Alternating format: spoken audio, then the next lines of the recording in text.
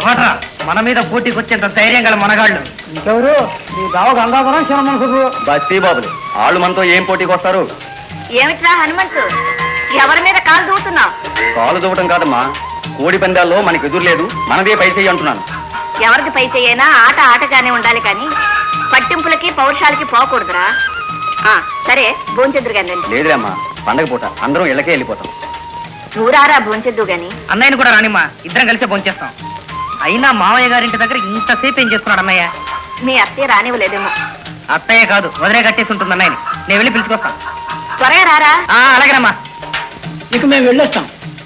భోంచేసి వెళ్తాను. అన్నపేలప్పుడు మీ ఇంటికాడ ఉన్నప్పుడు మీరు తినమండం మేము తినిపోవడం ఇదాయకమే కానీ ఇలా పండగ మా ఇలకాడ తినండి బాబు గారు. సరే మీ ఇష్టం, వెళ్ళండి. వెళ్ళొస్తాం బాబు. దండాలు బాబు గారు. రండి. ఇంకా పోయి దగ్గర కూర్చున్నావా? ఇష్టమని గారెలు ఉడుతున్నాను. భలేగా ఉన్నాయా గారెలు? ఉల్లిపాయలు వేసి రుబ్బావా లేదా? సరే చిన్నాడు భోంచేశారా? లేదు, వాళ్ళ అన్నయ్యని పిలుచుకురావడానికి వాళ్ళ మేనమావ గారి ఇంటికి వెళ్ళాడు. ఓహో, కౌరులో పడి ఆలస్యం చేస్తారేమోనే, నేను వెళ్ళి పిలుచుకొస్తాను. సర్లేండి, మీరు వెళ్తున్నారు. పండగ పూట తండ్రి కొడుకులు అక్కడ కూర్చోకుండా త్వరగా వచ్చేయండి. అట్లాగే. పాల తలకి చేసావా లేదా? చేసేనండి. చేసావు కదా. రోగం వచ్చాక మందులతో బాధపడే కన్నా రోగం రాకుండా ముందే జాగ్రత్త పడాలంటావు. అంతేగా మామయ్య, వీలైనంత వరకు మా డాక్టర్లకు దూరంగా ఉంటే మంచిది. ఏమిటో బావా, నీ సంగతే నాకు అర్థం కావట్లేదు. నేను 7 ఏళ్ళు కష్టపడ్డా ఇంటర్ పాస్ కాలేదు, నువ్వేమో డాక్టర్ అయిపోతున్నావు.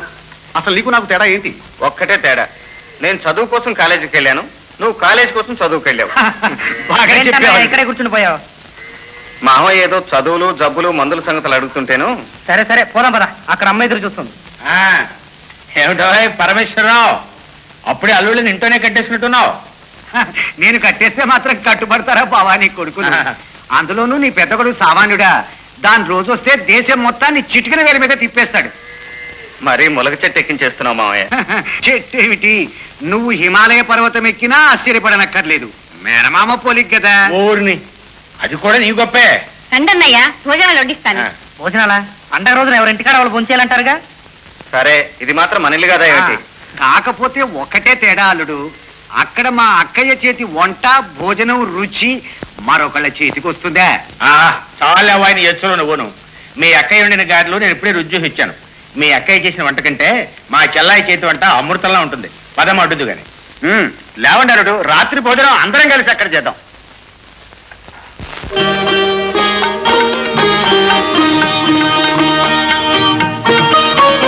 ఇక్కడ కూర్చో. రాయి కూడా గారెలు చేసింది. లక్ష్మణ, పులిహోర అంత ఇష్టంగా తినడు శారదా.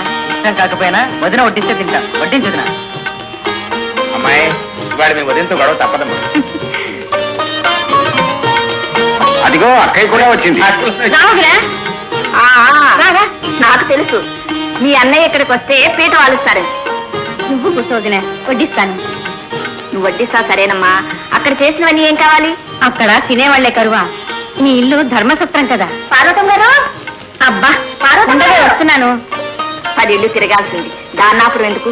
నువ్వు వెళ్ళు పార్వతి, ఇక్కడ నేను వడ్డిస్తాను. మామూలు ప్రకారం మొట్టమొదట మాలక్ష్మి గారింటికి వెళ్ళానండి. ఆవిడ గారు ఇక్కడికి వచ్చేసరిగా ఆ ఇల్లు తర్వాత ఇదేనని ఇక్కడికి వచ్చేసాను. సర్లే గాని నీ మొగుడు వీరడు కనిపించడేమే? చాకరం చేస్తున్నాడా లేదా? ఏం చాకరంలో పార్వతమ్మ, బాగా తాగి ఆ మున్సిపు గారి కొలువు పిచ్చయ్య గారి కొలువు అంటే సేవ చేయడానికి సరిపోయింది.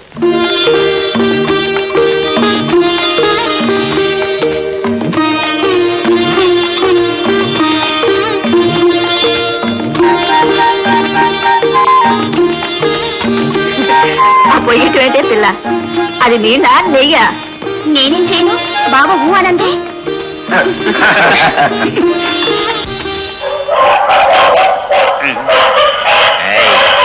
అరవకు, బో నై బోల్నా.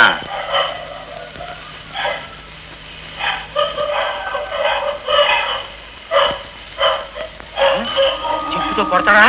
చెప్పాల్సే మాట హై.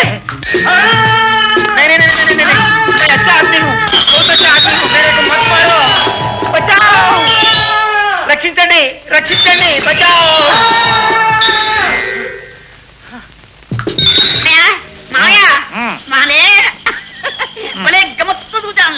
ఏమిట్రా అది? అత్తయ్య అత్తయ్య ఏంట్రా అత్తయ్య. వేసగాడితోటి ఏం చేసుకోవాలంటే అమ్మో అమ్మో అమ్మో అమ్మో అమ్మో అమ్మో అమ్మో రేయ్, ఎవరా నువ్వు నా పెళ్ళాన్ని కొనుక్కున్నావు? ఇది నీ పెళ్ళమా? కన్నె పిల్ల అనుకున్నానే. గల్తీ హోగా. గల్తీ భాష ఈ డబ్బు పిచ్చేది అనుకున్నావురా?